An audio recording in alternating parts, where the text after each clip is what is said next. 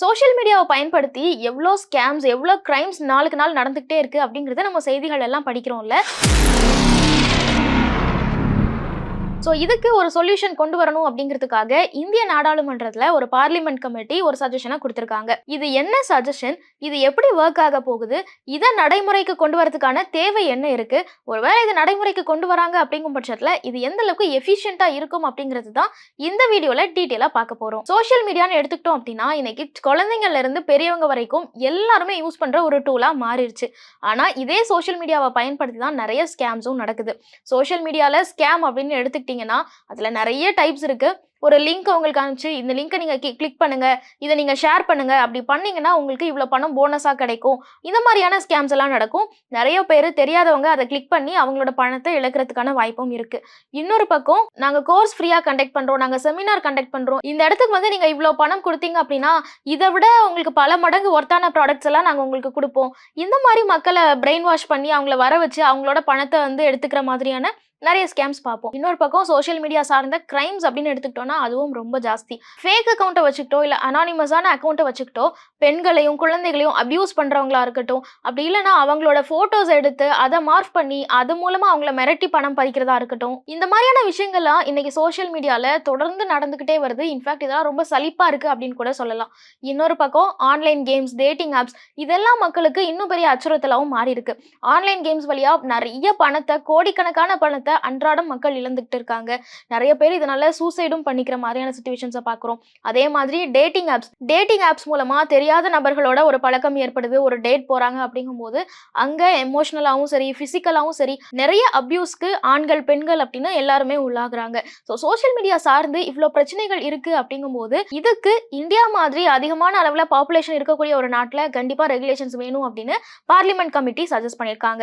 இவங்களோட சஜஷன்ல முக்கியமாக இருக்கிற விஷயம் என்ன அப்படின்னா, சோஷியல் மீடியா அக்கௌண்ட் ஓபன் பண்ணும்போது கண்டிப்பா கேஒய்சி வெரிஃபிகேஷன் பண்ணணும் அப்படிங்கறத இந்திய அரசாங்கம் சட்டமா கொண்டு வரணும் அப்படின்னு சொல்லியிருக்காங்க. முதல்ல என்னென்ன ஆப்ஸ்க்குலாம் இந்த மாதிரியான கேஒய்சி வெரிஃபிகேஷன் கொண்டு வரணும் அப்படின்னு சஜஸ்ட் பண்றாங்க அப்படின்னு பாத்தீங்கன்னா, ஜென்ரலான நம்மளோட சோஷியல் மீடியா பிளாட்ஃபார்ம்ஸா இருக்கக்கூடிய யூடியூபா இருக்கட்டும், இல்ல இன்ஸ்டாகிராம், ஃபேஸ்புக், இந்த மாதிரியான என்டர்டைன்மெண்ட் சார்ந்த தளங்கள் இது எல்லாத்துக்குமே கேஒய்சி வெரிஃபிகேஷனை உறுதிப்படுத்தணும்னு சொல்றாங்க. இது மட்டும் இல்லாம ஆன்லைன் கேம்ஸா இருக்கட்டும், டேட்டிங் ஆப்ஸா இருக்கட்டும், பெட்டிங் ஆப்ஸா இருக்கட்டும், இது எல்லாத்துக்குமே கண்டிப்பா கேஒய்சி வெரிஃபிகேஷன் கொண்டு வரணும் அப்படின்னு சஜஸ்ட் பண்ணியிருக்காங்க. ஏன் கேஒய்சி வெரிஃபிகேஷன் இதை கொண்டு வரதுனால என்ன நடக்கும் அப்படின்னு கேட்டிங்கன்னா, கேஒய்சி வெரிஃபிகேஷன் அப்படிங்கும் பட்சத்தில் நீங்க ஒரு அக்கௌண்ட்டை ஓப்பன் பண்ணும்போதே உங்களோட ஆதார் கார்டை அதோட அத்தன்டிகேட் பண்ணி ஆதார் கார்டு இருக்கிற நபர் தான். ஸோ இந்தியாவில் ஆதார் கார்டு அப்படிங்கிறது ஒவ்வொரு நபருக்குமே ஒரு முக்கியமான டாக்குமெண்ட். அப்போ ஆதார் கார்டை பேஸ் பண்ணி நீங்கள் ஒரு அக்கௌண்ட்டை ஓப்பன் பண்ணும்போது இது வந்து லீகலான ஒரு அக்கௌண்ட் தான், இந்த பேரில், இந்த டேட் ஆஃப் பர்த்தில், இந்த அட்ரஸில் இருக்கிற ஒரு நபர் தான் இந்த அக்கௌண்ட்டை ஓப்பன் பண்ணியிருக்காரு, அந்த நபர் தான் இந்த அக்கௌண்ட்டை ஹேண்டில் பண்ணுறாரு அப்படிங்கிற ஒரு வெரிஃபிகேஷன் கிடைக்கும். ஸோ இந்த வெரிஃபிகேஷன் இருக்கிறதுனால யாராவது ஒரு நபர் ஏதாவது தவறு செய்கிறாங்க அப்படின்னாலோ, யாரையாவது அபியூஸ் பண்ணுறாங்க அப்படின்னாலோ, இல்லை சோஷியல் மீடியாவில் யாரையாவது ஸ்கேம் பண்ணி நிறைய பணத்தை பறிச்சுட்டாங்க அப்படின்னாலோ அவங்கள ட்ரேஸ் பண்றது ரொம்ப சுலபமா இருக்கும். இந்த அட்ரஸ்ல இருக்கக்கூடிய நபர் தான் இந்த வேலையை செஞ்சிருக்காரு அப்படின்னு ரொம்ப சுலபமா கிரைம் பிரான்ச் வந்து கண்டுபிடிச்சிருவாங்க. இன்னொரு பக்கம் ஏஜையும் ரொம்ப ஸ்ட்ரிக்டா வெரிஃபை பண்ணணும் அப்படின்னு சொல்றாங்க.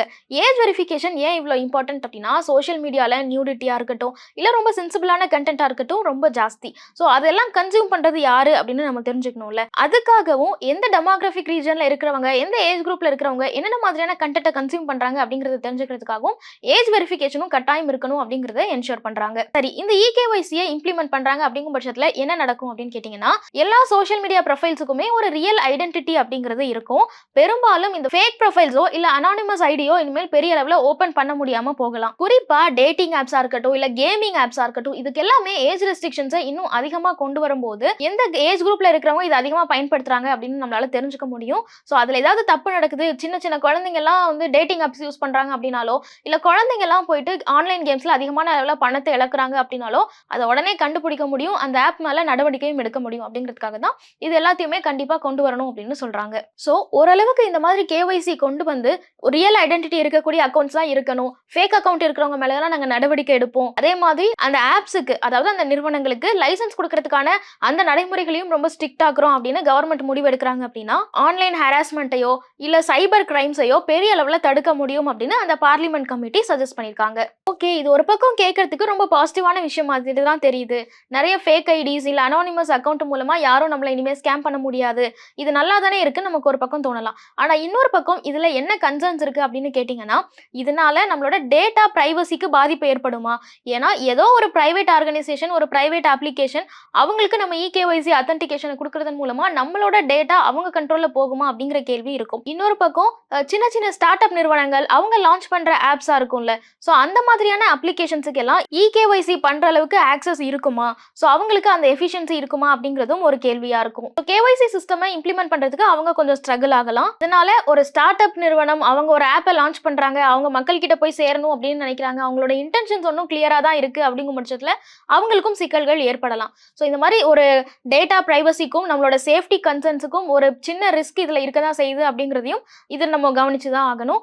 பட் இதை பார்லிமெண்ட் கமிட்டி ஒரு சஜஷனாக தான் கொடுத்துருக்காங்க. இன்னும் இது சட்டமா மாறல. கவர்மெண்ட் இதை கன்சிடர் எந்த அளவுக்கு பண்ணுவாங்க, இல்ல இதை அப்படியே சட்டமா கொண்டு வரதுக்கு பதிலாக இதுல ஏதாவது மாற்றங்கள் வச்சு அதுக்கப்புறம் அதை சட்டமா கொண்டு வருவாங்களா அப்படிங்கிறதெல்லாம் நம்ம வெயிட் பண்ணி தான் பார்க்கணும். ஆல்ரெடி இந்தியாவில் 2-3 மாநிலங்கள்ல 16 வயசுக்கு கீழே இருக்கிற குழந்தைங்க சோஷியல் மீடியா பயன்படுத்தக்கூடாது, பயன்படுத்துறதுக்கு தடை கொண்டு வர போறோம் அப்படிங்கிறது பேசிட்டு இருக்காங்க. அப்படி இருக்கிற சூழ்நிலையில இந்தியா முழுக்க சோஷியல் மீடியா ஹேண்டில் பண்றதுல இந்த மாதிரி இகேஒய்சி வெரிஃபிகேஷன்ஸ் எல்லாம் கொண்டு வரணும் அப்படின்னு ஒரு முன்னெடுப்பு எடுக்கிறாங்க அப்படின்னா அதை பத்தின உங்களோட ஒப்பீனியன் என்ன? இது மூலமா நம்மளோட ஸ்கேம்ஸையோ இல்ல கிரைம்ஸையோ குறைக்க முடியும் அப்படின்னு நீங்க நினைக்கிறீங்களா அப்படிங்கறதெல்லாம் கமெண்ட்ஸ்ல சொல்லுங்க.